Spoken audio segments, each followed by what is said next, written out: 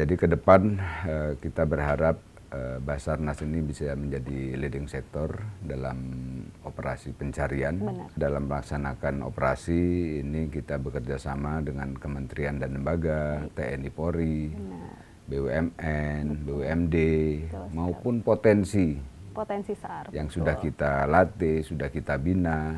Jadi di situ ada kecelakaan kereta api di Cicalengka. Pada saat terjadinya kecelakaan, ini langsung direspon oleh Kepala Kantor SAR Bandung saat itu. Benar. Yang kemudian lokasinya ada di Ranca Ekek, karena kantor SAR-nya ada di Ranca Ekek. Benar sekali.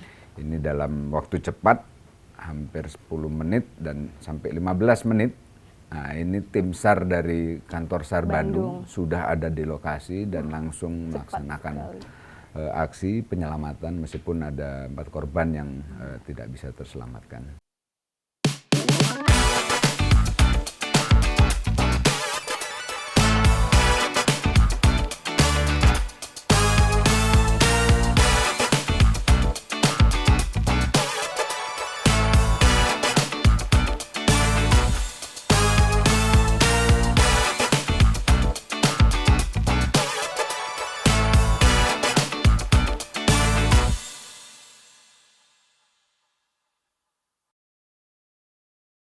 Assalamualaikum warahmatullahi wabarakatuh. Semangat pagi Sobat SAR. Jumpa lagi di podcast penuh inspirasi dari Basarnas. Podcast yang menghadirkan narasumber-narasumber yang hebat dengan kisah hidup yang pastinya menarik. Podcast yang menghadirkan gagasan yang dikemas dengan obrolan yang santai yang berjudul SAR Talk, Search the Inspiration and Rescue the World. Persembahan dari Basarnas, Quick Action, satu jiwa, satu rasa. Jika Sobat SAR membutuhkan pertolongan Basarnas, langsung saja call 115 gratis tanpa biaya. Nah Sobat SAR, pada episode kali ini kita kedatangan Direktur Operasi Basarnas, Bapak Brigadir Jenderal TNI Marinir Edi Prakoso SE. Selamat datang Bapak, terima kasih sudah menyempatkan waktunya untuk hadir di SAR Talk ini. Apa kabar Bapak? Alhamdulillah sehat Mbak. Luar biasa, lagi sibuk apa sekarang Bapak? Sekarang kesibukannya kita lagi menyiapkan kegiatan untuk kita melaksanakan kegiatan rapat teknis. Kita mengundang beberapa kepala kantor nanti seluruh Indonesia. Wah luar biasa. Nah, Pak, saya penasaran nih Pak, perjalanan karir Bapak hingga akhirnya menjadi Direktur Operasi Basarnas nih, seperti apa? Bisa diceritakan Pak? Ya Alhamdulillah, kebetulan setelah lulus SMA, saya melanjutkan pendidikan di Taruna di Bumi Moro, Surabaya. Surabaya, baik. Selesai di tahun 1990. Baik. Ya sesuai dengan perjalanan karir, kami menghadapi perjalanan menjadi Danton, menjadi Danki, Komandan Satuan, kemudian sebelum di sini pun sebagai Danlan Tamal. Danlan Tamal di Maroke, kemudian menjadi Wagub di Akademi Angkatan Laut. Dan alhamdulillah kita pernah mengawal wakil presiden. Wah, luar 2 biasa, kali. Pak. Demikian. Baik, luar biasa perjalanan karirnya. Nah Pak, terjun di dunia militer apakah cita-cita Bapak dari kecil Pak? Dulu malah justru saya ingin menjadi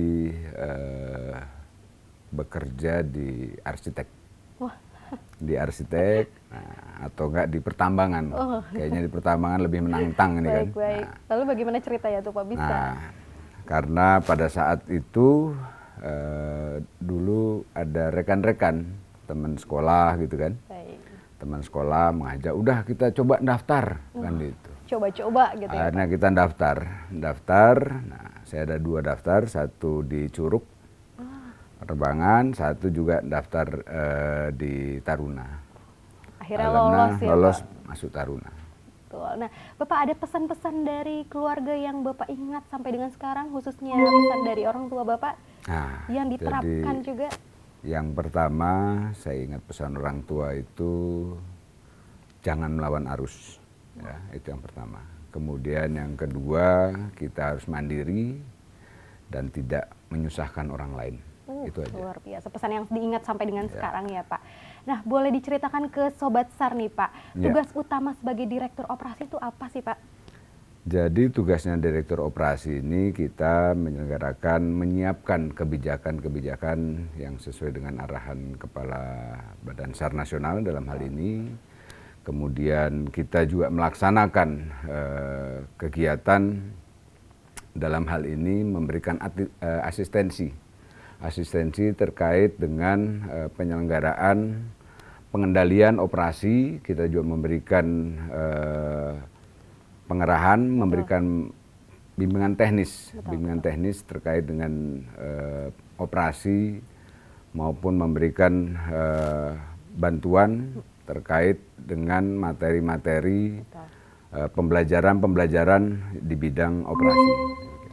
Nah Pak, tentang jenis-jenis penyelenggaraan operasi SAR nih Pak, jenis-jenis penyelenggaraan operasi SAR ini kan ada beberapa jenis ya Pak. Boleh disebutkan ke Sobat SAR nih Pak, jenis, bentuk, dan klasifikasi penyelenggaraan operasi SAR itu ada apa aja sih Pak? Baik, jadi untuk sesuai dengan Perban nomor 3 tahun 2020 ya, tentang pelaksanaan operasi dan penghentian SAR itu ada 5. Yang pertama adalah terkait dengan kecelakaan pesawat. Betul. Yang kemudian yang kedua terkait dengan kecelakaan kapal. Kecelakaan kapal. Kemudian terkait dengan pada saat tanggap darurat. Kemudian ada juga kondisi membahayakan manusia. Betul. Dan penanganan khusus dalam hal ini khusus. kayak kecelakaan kereta atau di kendaraan di tol, demikian. Jadi ada 5 tadi ya ada Pak sekitar 5 klasifikasinya. itu ya. Nah, untuk menyelamatkan nyawa ini kan berarti proses pencarian dan pertolongan ini harus cepat ya Pak. Iya. Nah, boleh dong Pak di-share seperti Iya. apa sih teknis atau tahap-tahap penyelenggaraan operasi SAR dalam melakukan pencarian dan pertolongan? Jadi dalam tahap pencarian pertolongan ini ya, jadi kita ada namanya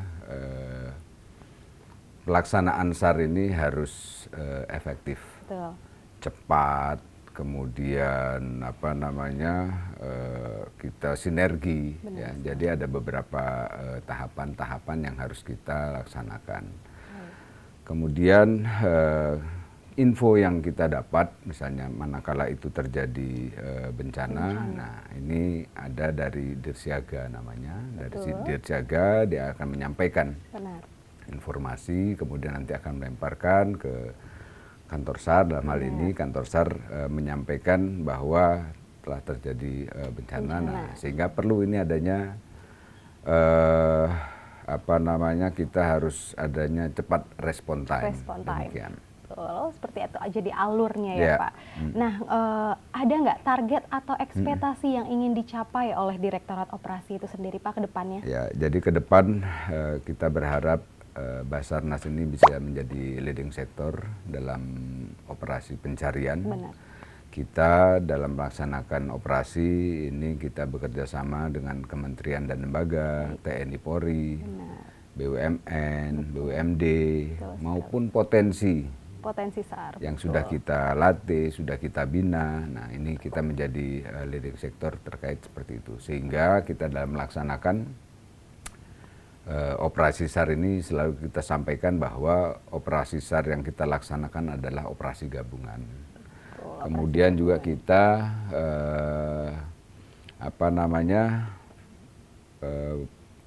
akan mentargetkan terkait dengan respon time. Respon time ya. Ya. Untuk respon time yang ditetapkan di Basarnas itu berapa lama sih waktunya Pak? Sebenarnya yang dilaksanakan di Basarnas itu sekitar 25 menit. 25 menit. Ya, tapi alhamdulillah di tahun 2023 ini dari jumlah kecelakaan yang terjadi tercatat sekitar 2.000, ada 22.000 korban dan ada 20.000 yang bisa terselamatkan. Alhamdulillah dari akumulasi itu respon time yang bisa kita dapat itu sampai dengan 16 menit. Lebih 16 cepat, menit sekian. Lebih cepat Ya, dari lebih standar cepat. respon time itu Ya, sendiri itu. ya Pak. Nah, bisa diceritakan nggak Pak ke Sobat SAR pengalaman operasi SAR yang menggambarkan seberapa cepatnya tim Basarnas nih Pak? Jadi gini, kalau kita masih ingat di awal-awal Januari, Betul.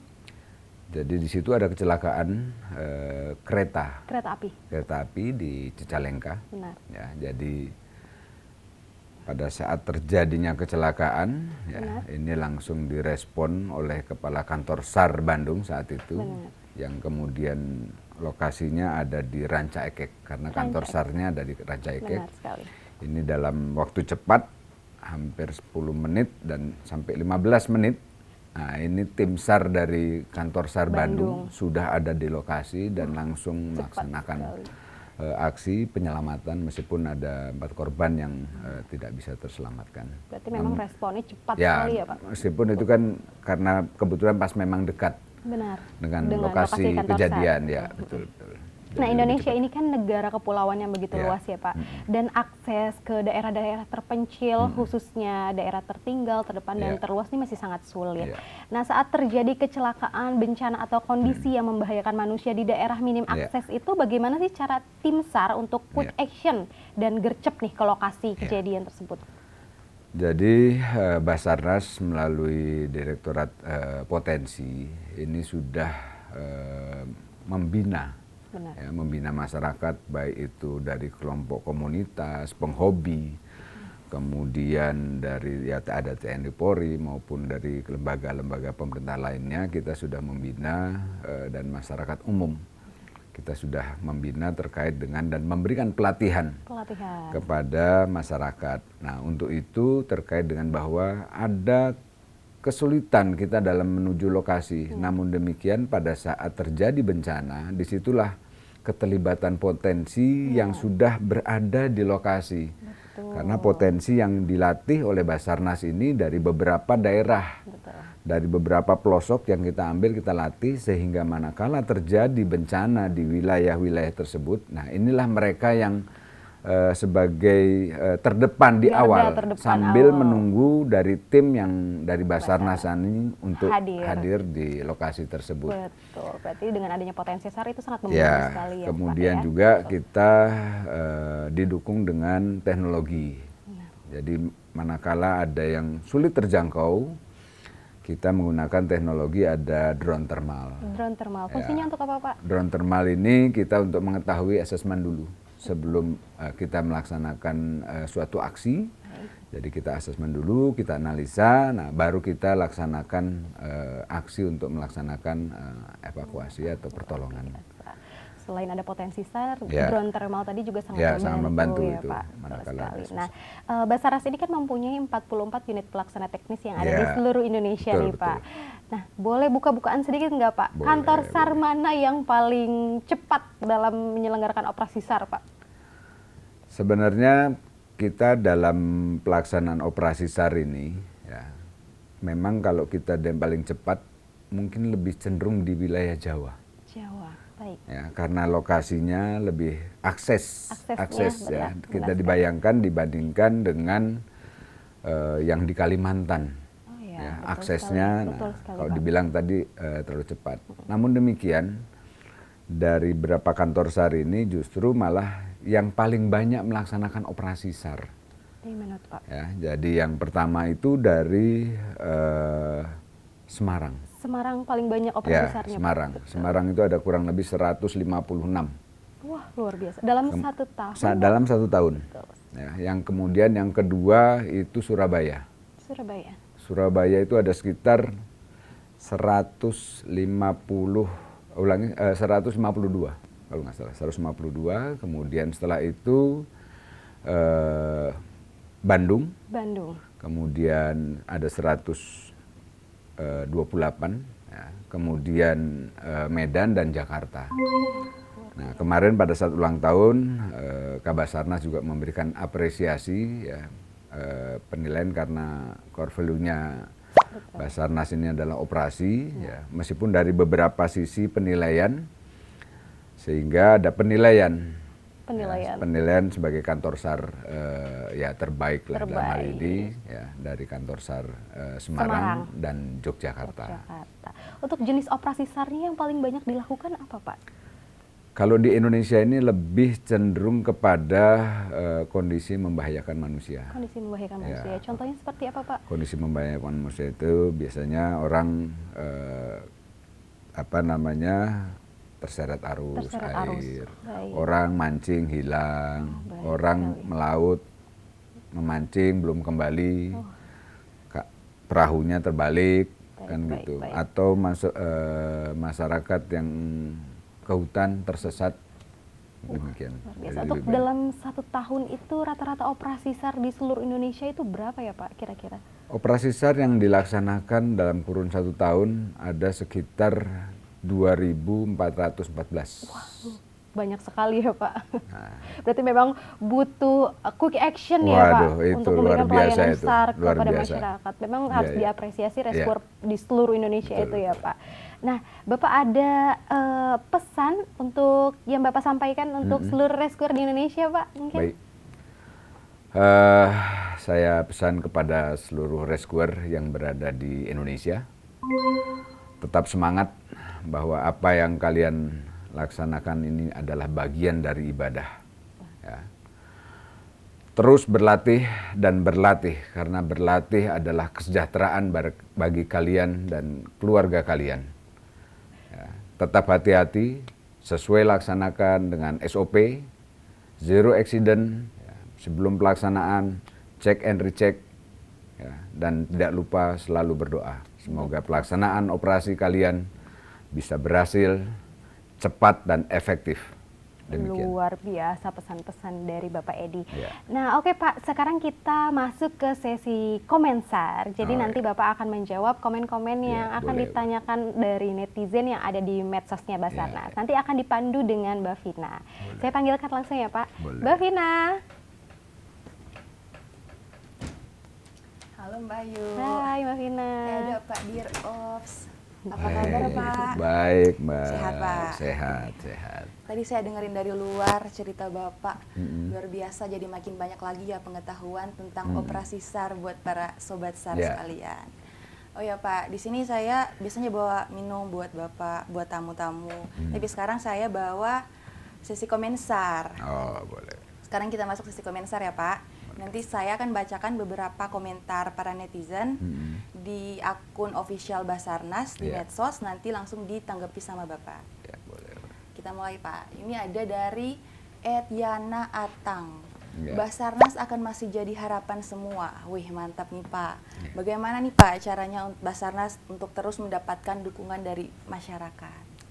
Baik, tadi sudah saya sampaikan bahwa kita bekerja ini ikhlas, kemudian kita bekerja ini demi kemanusiaan. Betul. Ya, masyarakat kita ini yang menguatkan adalah karena kita punya rasa gotong royong. Sekali. Ya, nah, manakala terjadi suatu bencana, ya, terjadi masyarakat yang mengalami harus kita evakuasi, saya yakin masyarakat pasti akan membantu. Benar. Sebelum kita sampai pun pasti akan membantu. Namun demikian, bahwa secara kompetensi terkait dengan masalah penyelamatan ini dari Basarnas, ya, sehingga kita juga perlu mengatur supaya nanti jangan malah nambah korban berikutnya, ya, sehingga kita juga tetap kita harus dekat dengan masyarakat, kita juga memberikan pembelajaran, memberikan materi tentang search and rescue secara dasar, kemudian nanti ada bertingkat, supaya mereka bisa membantu kita manakala terjadi bencana atau kedaruratan. Ya. Ada lagi yang ingin Baik ditanyakan? Pak, ini ada lagi. Ya. Kita lihat komentar netizen dari Instagram. Iya. @toto6487. Gue paling respect sama tim SAR, mau di dasar laut, mau di dalam sungai, tim ini berani menyelam demi menyelamatkan korban dan sigap. Kalau polisi gue respect sama Buser, kalau TNI penjaga perbatasan di darat, laut, dan udara. Wah gimana nih Pak tanggapan Bapak? Pada respect sama tim SAR nih Pak. Dapatkan apresiasi dari Luar biasa. masyarakat. Terima kasih dari masyarakat, seluruh masyarakat yang respect terhadap Basarnas, ya, karena kita juga masing-masing tadi kita punya tugas dan tanggung jawab, ya, dari pihak TNI, Polri ini juga sama memiliki tugas tanggung jawab. Kemudian kita juga sama memiliki tugas tanggung jawab bagaimana kita menyelamatkan jiwa manusia, ya. Sekali lagi saya terima kasih kepada masyarakat atas apresiasi yang diberikan oleh Basarnas. Betul. Baik, ada lagi yang Ada ditanyakan, lagi nih Vin? yang terakhir Ya. nih Pak. Hmm. Dari @riansat. Sudah ini korban berjatuhan karena sibuk video longsornya. Oh ini kejadian longsor Pak yang di Desa Bonglo, Kabupaten Luwu. Gimana nih Pak, ada tips buat Sobat SAR ketika ada kejadian? Kan biasa tuh soalnya suka refleks langsung video kejadiannya. Itu ada tips dari Bapak gimana? Jadi begini, terima kasih Mbak Riansat ya. Ini Riansat nih. Riansat, Nah, ya, yang bertanya.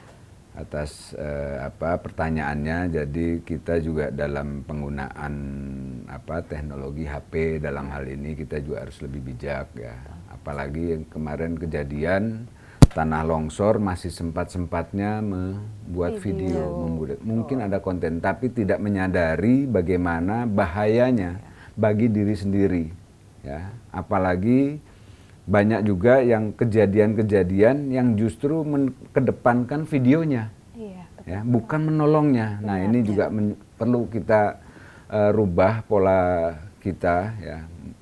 Jangan terus untuk kepentingan konten terus kita memvideokan, tapi juga kita memperhatikan korban yang justru harusnya kita tolong. Ya.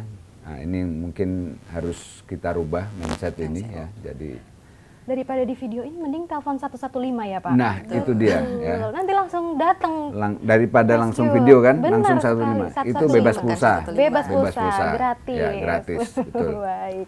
Ada lagi yang ditanyakan, Luar Vin? biasa. Udah itu aja Pak, cukup. Oh, iya. Baik. Nah, netizen nih emang banyak ya Pak, ada yang apresiasi, ada yang komen-komen, bertanya dan segala macam. Nah, sekarang ada paket nih khusus untuk Bapak yang akan dibawakan oleh Sarjek. Nah, saya panggilkan langsung aja ya Pak. Sarjek. Paket. Ya. Ini sih Pak, ada paket untuk Pak Edi Prakoso. Apa tuh paketnya? Spesial nih Kak. Untuk Pak Edi kan betul? Untuk Pak Edi bener. Coba kita lihat dulu, belum sempat dibuka soalnya tadi Kak. Takut salah. Coba dicek dulu Sarjek. Eh, Paketnya betul nggak? Nah ini dia paketnya Luar Pak. biasa. Betul kan Bener, Pak? Pak. Nggak salah alamat Pak? Betul ini Pak Edi. Ini untuk Waduh. Bapak.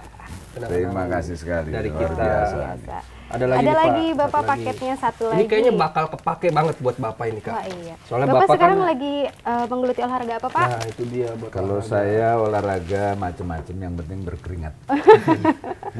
Nah ini cocok untuk dipakai Bapak saat Cocok itu berolahraga. Pak. Waduh. Tambah luar kegantengan biasa. Pak. 0,0001%. Tambah Terima bugar. kasih nih. Siap, siap Ya. Sarjek Bapak. nih. Siap Bapak. Terima kasih ya Ya, Sarjek Siap. sudah diberikan Sarjek. paketnya untuk Pak Edi. Semoga berguna Pak. Ya, ya, Baik. ya. Saya bantu Pak. Biar saya pegang aja Pak. Sarjek abis ini mau antar paket kemana lagi? Masih banyak Kak Oh. ini Aduh, luar nyambi biasa. gitu. Sarjek. Kebutuhan banyak Kak. Kirain Harus mau- semangat kerja dong Kak. Oh, iyalah. Iya. Kirain Harus mau itu. cari takjil Pak, kirain Oh, Sarjek. Iya enggak Kak. Kita cukupin aja udah. Oke, baik terima kasih Pak Edi atas Sama-sama. waktunya ngobrol-ngobrol bareng di SAR Sama-sama. Talk. Nah, udah dapat pesan-pesan yang tentunya inspiratif untuk para Sobat SAR. Nah, aku juga mau ngingetin untuk Sobat SAR, jangan lupa untuk tonton terus SAR Talk yang tayang setiap Sabtu di YouTube official channelnya Basarnas. Dan jangan lupa untuk like, subscribe, komen, dan share. Sampai jumpa lagi di SAR Talk episode berikutnya. Search the inspiration and rescue the world. Quick action, satu jiwa, satu rasa. Terima kasih Bapak sudah Terima kasih, hadir di Pak. SAR Talk.